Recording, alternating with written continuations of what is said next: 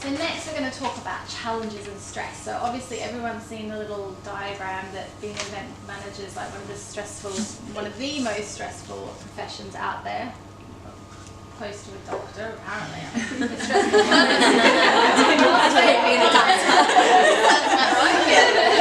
not saving lives. So I guess it's like talking to the panel about like how you guys deal with stress and challenges that you've faced, or maybe a challenge that you faced. It's not a job interview, it sounds like a job interview. Remember to turn into a positive. And then if we could start with you.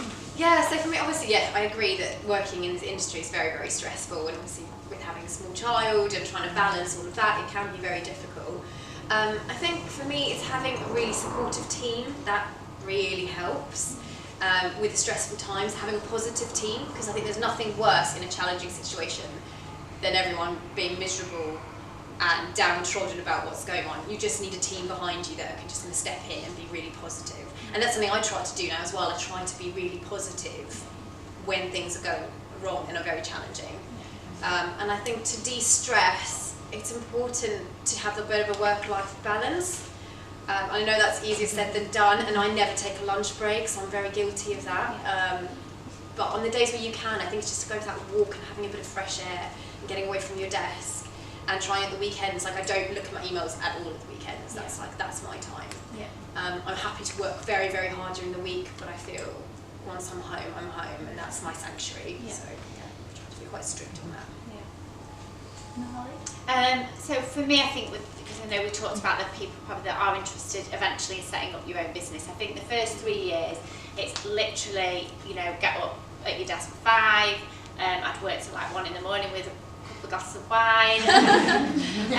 So probably the first 3 years, you're not looking after yourself. But then I realised you can do that for so long. So I guess my big thing is I go to the gym every morning, and so I'm not at my desk at 8 o'clock. I will go to the gym, get ready, and then I don't mind working late because I'm set for the day.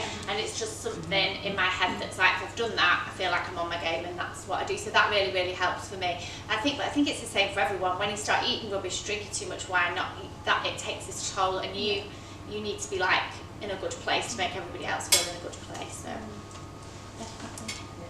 I mean, for us, well-being is definitely in the agenda.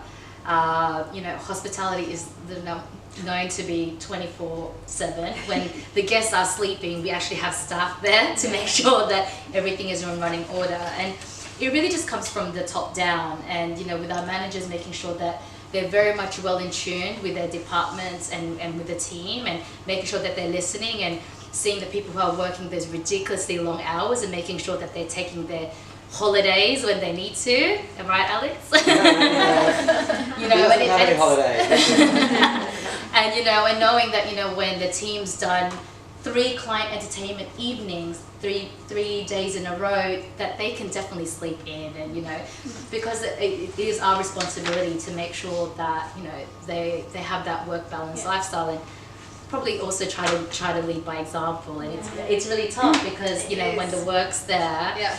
You need to get it on, but it's actually realizing that we're not saving anyone's lives, and at the end of the day, I always say to the teams, like, your health is the #1 priority, health and family.